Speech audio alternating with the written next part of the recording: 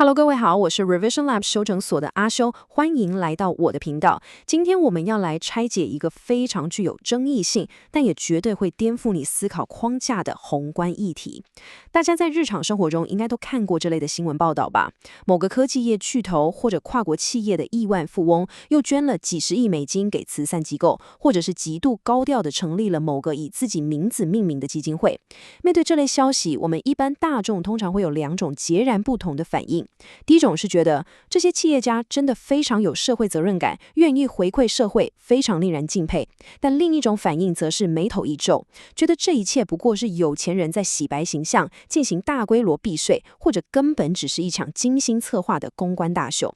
这两种声音其实一直都在拉扯，而近期在世界上最著名的英国牛津大学辩论社当中，就针对现代慈善事业究竟是真实的全球救生所，还是人类历史上最昂贵的公关策略，这个题目展开了极度激烈的学术交锋。所以今天我们就要透过严谨而且系统性的逻辑拆解，带你深入这场辩论的核心，看透那些隐藏在庞大资金与复杂人性背后的真实运作逻辑。其实啦，反对现代慈善事业的声音从来没有停过，特别是在这个社群媒体高度发达的时代，这种批判的声量变得非常庞大。批评者提出了一个极具挑衅意味的指控，他们问，现代慈善事业会不会根本就是人类历史上发明过最昂贵的公关策略？这句话的杀伤力非常强。这些反对者坚定地认为，当那些富豪砸下数十亿美元去对抗全球性的疟疾，资助最顶尖的癌症研究，或者是为弱势儿童提供基础教育的时候，我们所看到的并不是真正的慷慨解囊，而是一种单纯的声誉洗白操作。他们强烈主张，这一切的善行都只是为了掩盖这些富豪们在累积财富的过程当中所造成的劳工剥削、环境破坏或者是市场垄断等等的不公现象。这是一个非常严厉的指控。如果这个指控在逻辑上完全成立，那么那些长期以来被我们视为推动人类社会进步的强大资金力量，瞬间就会变成虚伪的糖衣包装。但是身为一个理性的分析者，我们必须冷静下来思考一个问题，把投入对抗致命疾病的真金白银全部单一化，简化成形象管理工具，这样的推论在现实世界的运作逻辑中真的站得住脚吗？为了彻底厘清这个极度复杂的问题，我们今天会把整个大逻辑拆解成6个核心部分。第一部分是公关神话，第二部分我们会探讨古代与现代审查机制的差异，第三部分是动机与结果的拉扯，第四部分我们来看实证影响力，第五部分是慈善基金如何填补体制的缺口，最后第6部分我们会重新定义所谓的价值。好，我们马上进入第一部分，公关神话。首先，我们必须先承认，批评者和社会学家们提出的质疑，绝对不是无的放矢。当社会上巨大的财富集中在极少数人手中，并且这些人能够透过慈善基金会这种合法的形式，去实质影响一个国家的公共政策、医疗资源分配，甚至是整个教育体制的走向时，这背后确实牵涉到权力与不平等的复杂交织。许多顶尖的学者就将这种现象视为一场慷慨的巨大阴谋。社会学家们提出了一个非常核心的质疑：为什么这些大型基金会能够拥有如此庞大而且完全不受民主投票机制监督的权利？而哲学家们更是已经花费了超过2000年的时间，在辩论财富的道德性以及人类善行的纯粹性。甚至有经济学者出书主张，天下没有白吃的午餐。他们认为每一笔巨额的捐款背后，都必然隐藏着扩张自身影响力的自私算计。学术界的这些质疑确实提供了我们极为重要的批判性思考角度，但真正的问题在于，如果我们仅仅因为慈善事业的背后带有权力的影子，就全盘否定它为这个世界带来的实质贡献，我们在逻辑判断上其实就犯了一个根本性的错误。当我们把这套纯粹的道德理论放到充满缺陷的现实世界中去检验的时候，我们需要的是更深入且务实的影响力分析，而不是仅仅停留在道德洁癖的指责上，对吧？我们继续聊下去，进入第二部分，古代与现代审查机制的对比。如果我们顺着批评者的逻辑，假设慈善事业真的就只是一种声誉洗白的工具，那么从历史的宏观维度来看，这种工具在古代绝对比在现代有效10000倍以上。为什么我会这么说呢？这牵涉到人类资讯传播技术与公众监督机制的历史演变。我们试着把时间拉回古罗马时代，然后对比一下现代社会。在古罗马，像奥古斯都这样的帝国统治者，或是富有的地方赞助人，他们出资修建宽敞的道路、宏伟的神庙，甚至推动免费的粮食分配计划。你要知道，在那个资讯极度不对称、绝大多数大众都是文盲的时代，一般人根本没有任何管道，也没有任何能力去挑战或质疑这些权贵的资金来源。只要你盖了一座神庙，大众就只能单方面接收你很慷慨，你是救世主这样的讯息，你的声誉洗白可以说是畅通无阻，完美落地。但是现代社会的运作逻辑已经完全不同了。今天，如果一个科技业的亿万富翁捐了一大笔钱给慈善机构，大众的第一反应绝对不是立刻把他们当成无私的圣人来膜拜，相反地，人们会立刻开始提出极度严厉的质疑。独立的调查媒体会马上启动深度调查，广大的网友与非营利组织会在各大社群平台上疯狂起底这家公司的劳工政策、供应链有没有剥削，甚至连碳排放数据都会被挖出来鞭尸。现代公众人物所面临的审查强度，绝对是人类历史上前所未见的。所以，如果你认为现代的大众还是像2000年前的古代人一样，容易被区区几笔捐款就洗脑成功，这其实是一种非常过时而且严重脱离现实的假设。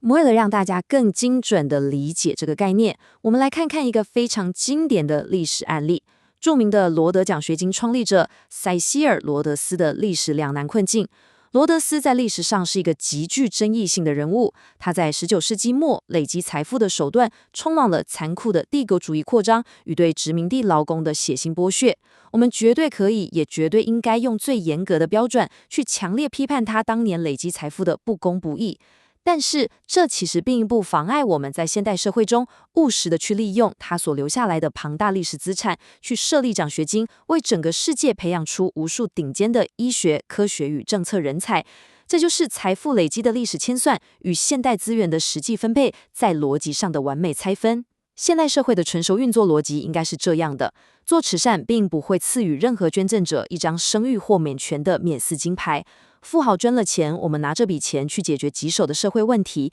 但在同一个时间点上，我们依然可以，也绝对会严格的去检视他们企业的劳工待遇、反托拉斯诉讼或是环保记录。这两条平行线在逻辑上是完全不冲突的。重点来了，我们进入第3部分，动机与结果的哲学辩证。许多人在看待慈善事业的时候，很容易不自觉地陷入一个逻辑盲区。他们会主观地认为，只要捐赠者从捐款行为当中获得了任何一丝丝声誉上的好处或公关效益，那么这个捐赠行为就是不纯粹的，因此它在道德上就是不具正当性的。这其实是一个非常严重的哲学谬误。当代著名的哲学家彼得·辛格用他的效益主义理论给了我们一个非常清晰的判断框架。辛格主张，一个行为的道德价值应该取决于这个行为对人类福祉所带来的实际客观结果，而不是发起者内心深处那种根本无法被证实的动机。现代慈善事业当然不是一个完美无缺的机制，但它所带来的结果是非常具体而且可以被量化的。它实实在在地拯救了无数濒临死亡的生命，根除了存在人类社会千年的疾病，创造了能够跨越阶级的教育机会。如果我们仅仅是因为捐赠者在做这些好事的同时，也顺便获得了良好的社会观感或媒体赞誉，就大声疾呼要求我们忽视甚至抛弃这些实实在在的社会成果，那么这已经不是理性的道德推论了，这是一种完全脱离现实，甚至带有毁灭性的道德犬儒主义。我们用一个更生活化的对比来拆解这个逻辑盲点。如果我们把社会上几个不同职业的驱动动机与他们所产生的社会贡献一字排开来进行横向的分析比较，你会发现一个极度真实的现象，那就是人类的动机几乎从来都不是100%纯粹的。我们来看看，外科医生通常拥有追求高薪与社会地位的强烈诱因，但我们不能否认，他们在手术台上确实同时拯救了无数的生命。政治人物无可否认地追求着权力与历史的声望，但他们在任内也推动了无数造福乡里的公共服务与基础建设。顶尖的学者们极度渴望自己的论文被大量引用，来提升学术地位，但他们的研究实质上扩展了全人类的知识边界。我们在现实生活中从来不会因为一个医生想赚高薪，就全盘否定他们治病救人的专业价值。我们也不会因为一个学者渴望出名，就删除他的科学贡献。既然如此，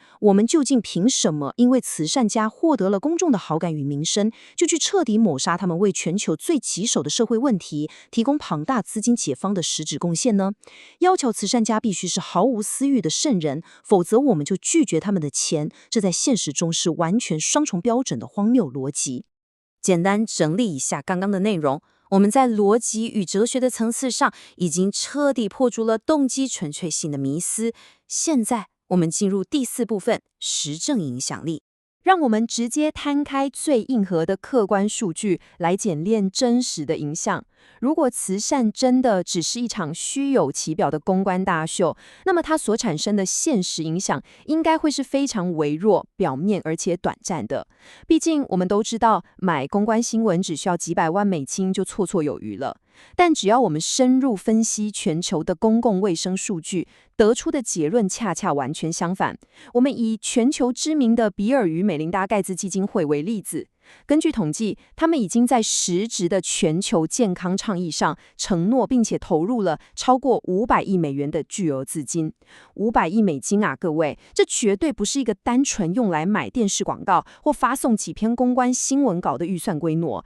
这是实实在在投入到底层基础建设的庞大资源。这笔资金被用来在开发中国家建立极度昂贵的冷链物流系统，研发新型的疫苗，以及在非洲与东南亚进行数以万计的前线医疗人员培训。这笔高达500亿美元所推动的疫苗接种计划，已经覆盖了全球数以亿计的儿童。这背后需要的是非常精密的跨国协调与极度复杂的基础设施建设，这绝对不是任何一家企业可以轻易伪装出来的表面功夫。我们再来看一组更具震撼力的宏观影响力数据。根据国际卫生组织的权威统计报告指出，全球5岁以下儿童的死亡人数已经从1990年的每年高达1250万人，大幅度下降到今天的不到500万人。这个堪称人类文明奇迹的惊人进步背后，有极大一部分的功劳必须直接归功于慈善事业所全力资助的疫苗普及化运动，以及偏乡医疗资源的实质扩张。大家去想象一下，这些因为获得疫苗而真正存活下来的数百万个鲜活的生命，就是现代慈善事业绝对不是单纯公关策略的最强硬也最无法反驳的铁证。接下来这点超级重要，我们来到第5部分，填补缺口。听到这里，你脑海中可能会浮现一个很直接的疑问：解决这些公共卫生或教育的难题，难道不是各国政府或自由市场本来就应该负起的责任吗？为什么我们人类都到了21世纪了，还需要如此依赖少数富豪的私人慈善资金呢？其实核心的原因在于，在真实世界的运作体系当中，政府和市场这2台大机器都有其结构上必然的局限性与失灵的时候，而现代慈善事业的资金刚好精准地切入了这些三不管的灰色地带。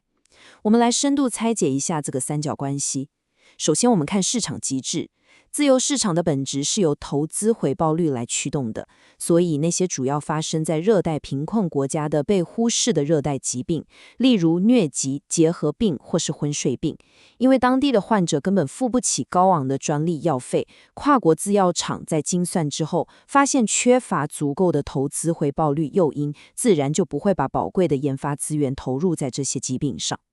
再来，我们看政府机制。民主政府的预算来自于纳税人的血汗钱，并且会受到选举周期的严格限制，因此施政通常趋于保守。官员们为了避免被议会纠责或被选民骂，根本不敢把几十亿的预算砸在失败率极高的前瞻性科学研究上。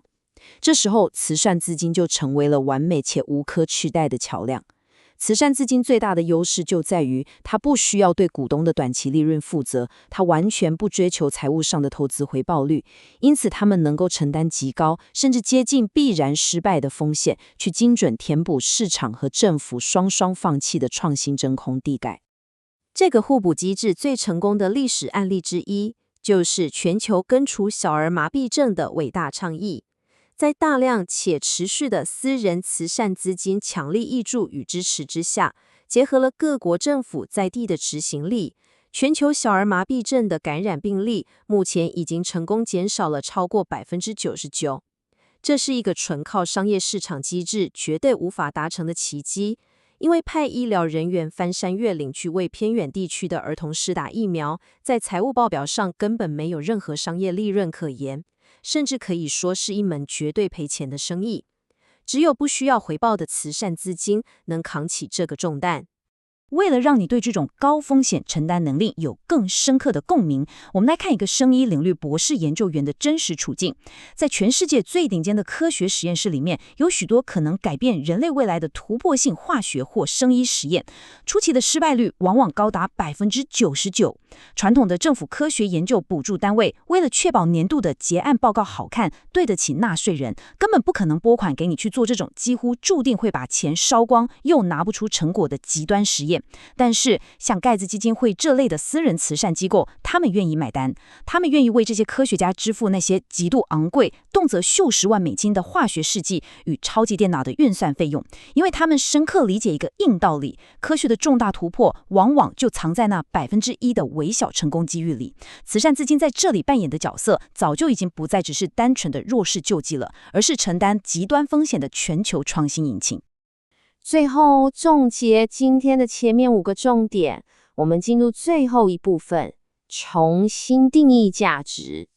经过了刚刚一连串从历史维度、哲学逻辑一路到实证数据的严密拆解，我们现在必须用一个更高维度的客观视角来重新看待这场关于慈善事业的世纪辩论。在牛津大学辩论社的那场激烈交锋当中，知识方讲者最后说出了一段非常震撼人心的话，大意是这样的：在今晚这个当下，在世界某个资源极度匮乏的角落，会有一个原本可能死于感染的孩子，幸运地接种到了由慈善资金购买的疫苗；会有一个家境贫寒的学生，因为一笔私人奖学金而得以踏入大学殿堂，彻底改变他所属的阶级；也会有一个原本只能喝泥水的家庭，喝到从慈善组织钻探的水井里打出来的干净饮水。这些真实存在的人们，他们根本不会停下来问，这是不是某个西方富豪的洗白公关策略？他们甚至永远都不会知道这笔钱到底是谁出的。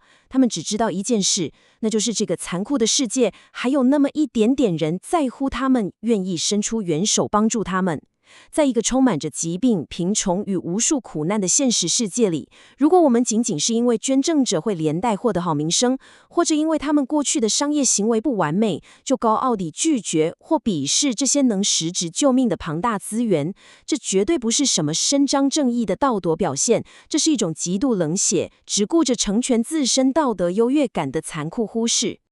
大家可以先静下心来思考一个问题：难道我们真的应该因为某个富豪在捐款之后被媒体称为英雄，就愤怒地切断这数以10亿计的救命资金吗？总结一下一面的重点，现代慈善补足了市场与政府不敢碰的高风险缺口，实质拯救了无数生命。我们不该因为捐赠者获得了好名声，就用道德洁癖否定这些救命资源，因为对真实苦难的冷漠绝不是正义。今天的内容就到这边，如果你觉得这集有帮助，记得马上点赞、加订阅、加开启小铃铛，我们正在冲订阅，需要你的支持。我是阿修，我们下次见，拜拜。